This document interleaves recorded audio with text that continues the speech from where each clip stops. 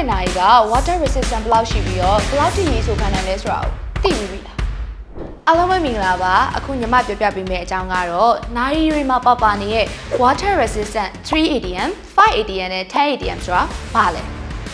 ATM ဆိုပြီးတော့နာရီတွေမှာပါနေတဲ့ water resistant အကြောင်းကိုပြောပြပေးသွားမှာပါ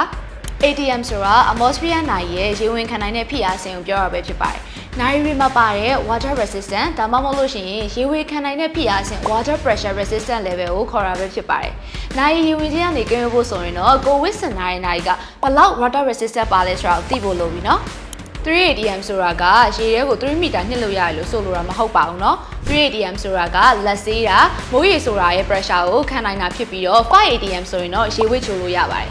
ရေကူးလို့တော့မရပါဘူး10 ATM ဆိုရင်တော့ရေကူးလို့ရပါတယ်ရေငုပ်လို့လည်းရပါတယ် ATM မြင့်လာတဲ့အမျှရေနက်ပိုင်းထိအသုံးပြုနိုင်နေပဲဖြစ်ပါတယ်ကိုဝစ်စင်နာရဲ့နာရီတွေကိုကြာရှည်အသုံးပြုနိုင်ဖို့အတွက်ဆိုရင်နာရီမှာပါဝင်တဲ့ water resistant level ကိုကျော်လွန်ပြီးတော့အသုံးမပြုဖို့အတွက်သတိထားဖို့လိုအပ်တယ်နော်ကဲအခုမှတော့အားလုံးသိချင်နေကြတဲ့ water resistant အကြောင်းလေးကိုပြောပြပြီးသွားပြီဆိုတော့နောက်တစ်ခေါက်မှလည်းနိုင်ချစ်သူတွေအတွက်နိုင်နဲ့ပတ်သက်တဲ့အကြောင်းအရာလေးတွေကိုဆက်လက်တင်ဆက်ပေးသွားအောင်မှာမို့လို့ Dennis Martin ရဲ့ YouTube channel ကို like and subscribe လုပ်ဖို့မမေ့နဲ့နော် Dennis Martin sign of profession